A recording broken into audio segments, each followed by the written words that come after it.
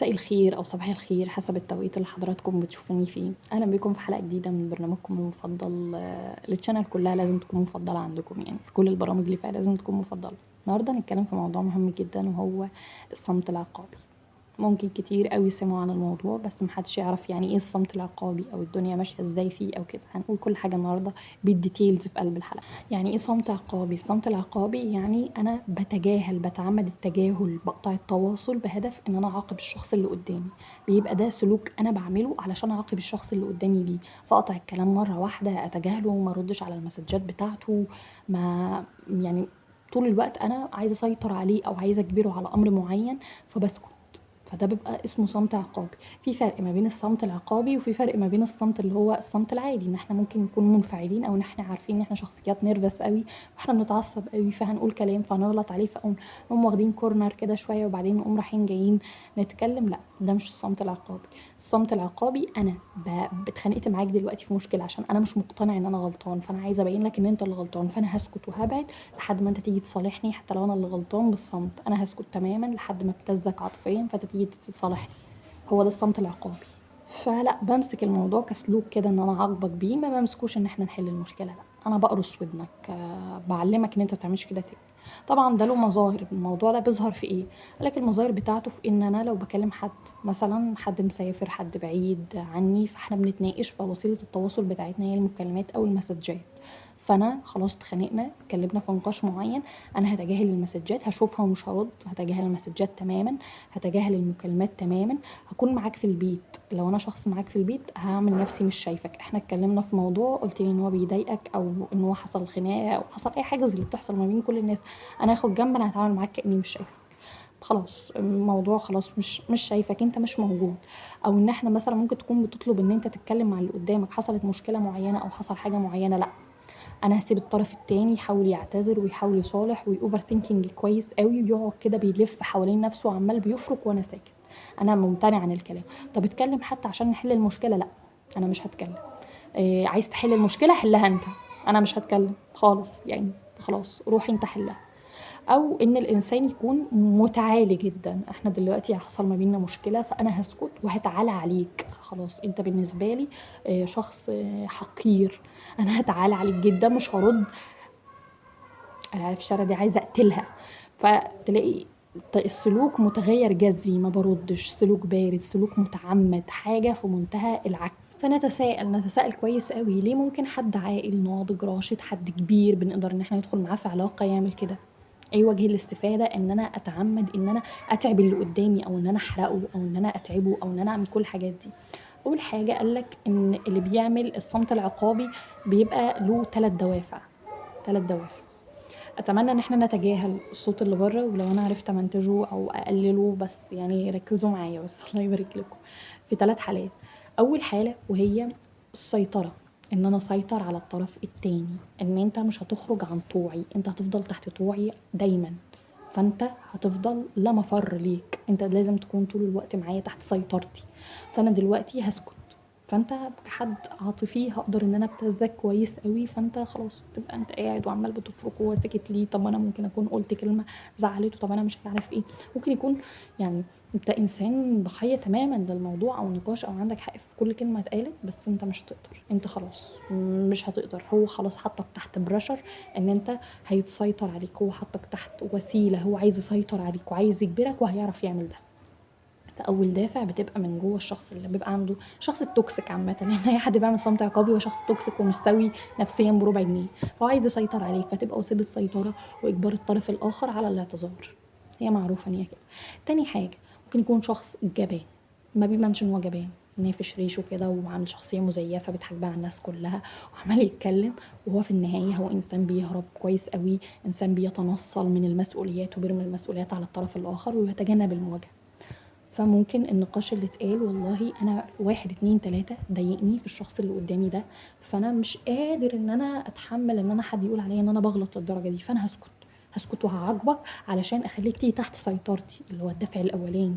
فانت لما تيجي تحت سيطرتي انا مش هبقى جبان، انا هبقى حاسس بقوه، انا هبقى حاسس ان انا بضغط عليك، فخلاص انت هتقدر ان انت بتجنب المواجهه، مش هواجهك وهرمي عليك المسؤوليه تماما، وانت هتجيلي زي كلب ذليل علشان انا مارست عليك الصمت العقابي وانت سكت. خلاص. ممكن تالت حاجة احنا قلنا ان هو الانسان بوسيله للسيطره، وتاني حاجه ان هو بيتجنب المواجهه وبيرمي عليك المسؤوليه لانه انسان اعتمادي ما عندوش بربع جنيه مسؤوليه. تالت حاجه وهي النضج العاطفي. النضج العاطفي او الخوف من الانفعال، ان انا اكون خايف ان انا انفعل مره واحده، او ان انا اكون ما عنديش نضج عاطفي، ما بعرفش ان انا اسيطر على نفسي في مواضيع زي دي، بخاف، ما عنديش مواجهه، ما عنديش حس مواجهي، ما خلاص انا ما بعرفش اواجه وبهرب من مسؤولياتي وبسيطر وبخاف من الانفعال. انا بخاف ان انا انفعل، بخاف ان انا اقول رد فعل، بخاف ان انا اواجه نفسي بمشاعري، بخاف ان انا ابان غلطان. انا مش غلطان، انا صح، انا افضل منه، انت خلقته من طين وانا من نار، انا احسن منه. انا جوايا حته كبر كده موجوده من كتر ما انا ضعيف وهش نفسيا من جوه، ما عنديش بربع جنيه سيلف استيم وما عنديش سيلف كونفيدنس، فاخدها في الحته دي، فاعمل صمت عقابي. حاجه زي دي طبعا، وبالذات لو هو طفل صغير وان انا بتعامل معاه، حاجه زي دي ممكن تاثر نفسيا ازاي على سواء شخص كبير او شخص صغير. اول حاجه، الحاجه دي لما انا بمارسها بتعمل احساس بالرفض، بتخلي الانسان حاسس بالرفض، وبتخلي الانسان حاسس بالذنب، وتخلي الانسان حاسس بالخجل. انا طول الوقت خجلان من نفسي، انا طول الوقت حاسس بالذنب، انا طول الوقت إيه، حاسس بالرفض. شخص طول الوقت ما بيزعل مني، ما بيخاصمني، ما بيكلمنيش، وبيخليني حاسس احساس وحش قوي قوي قوي. فدي حاجه بتخليني اوصل لفكره ان انا اتعب قوي لما حد يمارس عليا ده. فعشان انا اتجنب الالم ده والاثر النفسي اللي بيبقى عليا ده، فاروح جري، اروح جري على فكره اصالحه علشان ما احسش ده، عشان يرضى عليا، عشان ما يعملش معايا كده تاني، عشان لكن احنا ناخد بالنا ان ده شخص مؤذي وان ده ما ينفعش، وان هو ما ينفعش يكون في اي علاقه سويه ابدا. لا، ما بناخدش بالنا من حاجه زي دي نهائي اطلاقا. تاني حاجه، الشخص ده بيأثر علينا نفسيا ازاي؟ بيعمل لنا انكزايتي مستمر، طول الوقت انا حاسس بقلق، طول الوقت انا حاسس بخوف، طول الوقت انا مترقب. هل انا لو انا عاتبت المره دي هيتمارس عليا الصمت العقابي؟ طب هل انا لو حصل كذا هيتمارس عليا الصمت العقابي؟ فانا طول الوقت في حاله شك كده، طول الوقت في حاله ترقب، طول الوقت مستني. ويقول لك وقوع البلا والانتظار، الانتظار وحش، الانتظار مميت، الانتظار ممكن يقتل البني ادم، يقتل الحته الحلوه النظيفه اللي جوانا. فانا طول الوقت، طول ما انا مترقب ان الشخص اللي قدامي ده هيعمل فيا ايه، لا، احساس صعب قوي. يعني ممكن يموت الانسان نفسيا، ممكن الانسان يبقى ميت نفسيا، ممكن يبقى عايش بجسمه بس هو روحه مش حاسس بيها، مش حاسس بنفسيته، مش حاسس بكل الكلام ده. بعد كده مع الوقت انت طول الوقت بتحس بالذنب، طول الوقت بتحس بالخجل، طول الوقت بتحس بالعار، بتحس بالرفض، بتحس بالقلق المستمر، بتحس بكل الحاجات دي. بعد كده هتعمل ايه؟ هتفقد ثقتك بنفسك تدريجيا، هتفقد ثقتك بنفسك اولا، وبعدين ثقتك بافعالك، وبعدين ثقتك بمشاعرك، ان انت طول الوقت خلاص، هل انا من حقي ان انا احس الاحساس ده ولا لا؟ طول الوقت هتتساءل نفس السؤال، هل انا من حقي ان انا احس الاحساس ده؟ طب هل انا من حقي ان انا يبقى في حاجه زي دي في حياتي ولا لا؟ فهتلاقي الدنيا بايظه جدا. بعد كده فقدان ثقه بالنفس بايظ، فقدان ثقه بالمشاعر، مفيش مشاعر، مفيش الكلام ده، السلام عليكم، احنا ماشيين على سلم تدريجي هيودينا للدبريشن. احنا هنبقى في الاكتئاب، هندخل في الاكتئاب كويس قوي، وهننعزل لو الموضوع ده استمر. بقى خلاص بقيت انا مش واثق في نفسي، بقى عندي اكتئاب، الاكتئاب بيودي للعزله، فانا خلاص بضيع، انا نفسيا بضيع علشان انا بتعامل مع شخص عامل كده. طبعا انا رحت زعقت لعيالي في الشارع عشان ما يعملوش صوت، ومع ذلك لا حياة لمن تنادي، يعني هيعملوا صوت. فانا مش عارفه، يعني انا مش عارفه هقفل الفيديو وبعدين هكمله ولا هعمل ايه، بس هكمله بقى وخلاص. حاول ان انا ابقى اعلي الصوت منهم لله، والله الاطفال بتوع الشارع دول. احنا خدنا تعريف الصمت العقابي، وبعد ما خدنا تعريف الصمت العقابي خدنا المظاهر بتاعته، وبعد ما خدنا المظاهر بتاعته قلنا الدوافع اللي بتخلي الشخص يعمل كده، وخدناها من وجهة النظر الأخرى بتاعت الإنسان اللي بيحصل فيه كده. بعد كده آخر حاجة، إزاي نحمي نفسنا. فإزاي تحمي نفسك من حاجة زي دي؟ أول حاجة لازم تعملها وهي إنك تسمي المشاعر باسمها.